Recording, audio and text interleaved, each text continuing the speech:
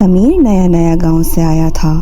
नौकरी की तलाश में उसे एक डिलीवरी बॉय की नौकरी मिल गई थी। वो काफ़ी खुश था क्योंकि कल उसे गांव वापस जाना था। लेकिन जैसे ही वो छुट्टी करके निकल रहा था, उसके एक दोस्त ने उसे कहा कि एक डिलीवरी और करनी है। रात के 2 बज चुके थे और तेज़ बारिश भी हो रही थी। वो कुछ हैरान सा हुआ कि इतनी रात को किसने ऑर्डर दिया होगा। खैर, उसने अपने दोस्त को मना नहीं किया और कहा कि मैं डिलीवरी कर दूंगा। उसने सामान लिया और एड्रेस पर चलने लगा। समीर बताए हुए एड्रेस पर मैप की मदद से जा रहा था। उसने रेन कोट पहना हुआ था और अपने साथ गुनगुना रहा था। बारिश की वजह से सड़क पर बिल्कुल सन्नाटा था। तब ही उसे ऐसा लगा कि कोई उसके साथ साथ दौड़ रहा है। वो कुछ खौफजदा सा हो गया और गुनगुनाना भी बंद कर दिया। उसे लगा कि शायद ये मेरा वहम है।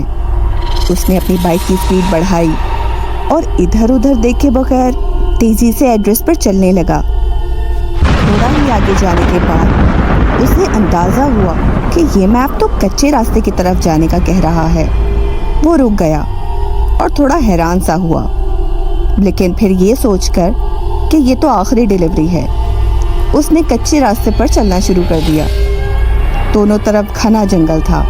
बादल ज़ोर ज़ोर से गरज रहे थे और तेज़ बारिश भी हो रही थी। वो बहुत घबराया सा लग रहा था। डर के मारे उसके चेहरे पर पसीना आया हुआ था। चलते चलते वो एक पुराने घर के सामने जा रुका। वो पिज़्ज़ा उसे उसी पुराने घर में डिलीवर करना था। उसने जल्दी से अपनी बाइक रोक दी और दरवाजे के साथ लगी घंटी को दबाने लगा, लेकिन कोई बाहर ना आया। उसने कई बार घंटी बजाई, लेकिन अंदर से खामोशी के अलावा कुछ सुनाई नहीं दे रहा था। उसे लगा शायद घर पर कोई नहीं है।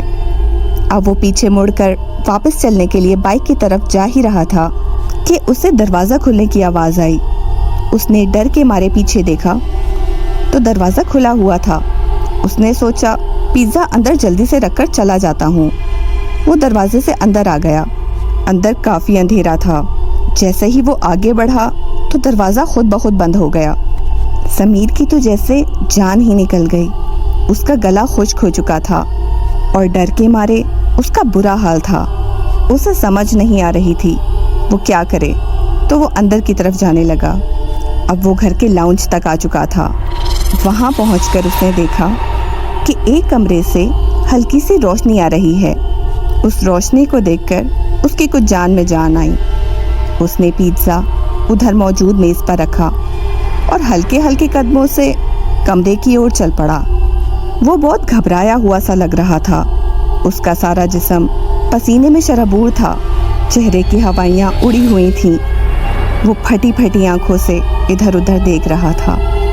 उसने हल्के हल्के से दरवाज़ा खोला, लेकिन दरवाज़ा खुलते ही समीर की चीखें निकल गईं, क्योंकि कमरे में उसके दोस्त का सर छत से लटक रहा था और उसकी डेड बॉडी ज़मीन पर पड़ी थी। समीर डर कर चीखें मार रहा था। उसे कुछ समझ नहीं आ रहा था कि अब वो क्या करे। उसने अपना मोबाइल निकाला, लेकिन मोबाइल के सिग्नल्स भी नहीं आ रहे थे। उसकी दिल की धड़कनें इतनी तेज़ थीं कि वो उन धड़कनों को खुद भी सुन सकता था। वो यहाँ से निकलना चाहता था, भागना चाहता था। थोड़ी देर में कमरे की लाइटें फ्लिकर करना शुरू कर देती हैं और एकदम से लाइट चली जाती है और गुप अंधेरा हो जाता है। समीर मुसलसल चीख रहा होता है। अब तो समीर की आवाज़ भी उसका साथ छोड़ने लगती है। थोड़ी देर बाद ही दोबारा रोशनी हुई। समीर को लगा कि समीर के कंधे पर किसी ने हाथ रखा है। उसने डरते हुए पीछे देखा तो एक बूढ़ी सी औरत, जिसका चेहरा निहायत ही बदसूरत था। उसके मुंह की खाल बिल्कुल लटकी हुई थी, जैसे किसी ने गरम उबलता हुआ पानी उसके मुंह पर डाल दिया हो। वो औरत बहुत गुस्से में लग रही थी और गुस्से की वजह से उसका चेहरा बहुत ही हैबतनाक लग रहा था और वो अपनी लाल लाल आंखों से समीर को बहुत घूर घूर कर देख रही थी। उसके हाथ में छड़ी थी, जिसके आखिर में एक चाकू लगा हुआ था। समीर घबरा गया और पीछे की तरफ दबे दबे पाँव चलने लगा। उसको कुछ समझ नहीं आ रहा था। इतने में बुढ़िया ने जोर से उसकी गर्दन पर लाठी मारी और उसका सर जिस्म से जुदा कर दिया। थोड़ी देर बाद कमरे में फिर से अंधेरा हो गया। इस बार जब दोबारा रोशनी हुई तो समीर का सर छत से लटका हुआ था और उससे खून की बूंदें नीचे गिर रही थीं। बेचारा समीर, जिसने कल गांव जाना था, लेकिन अब वो नहीं जा पाएगा क्योंकि उस बूढ़ी चुड़ैल ने उसका सर अपने कमरे की छत से लटका दिया।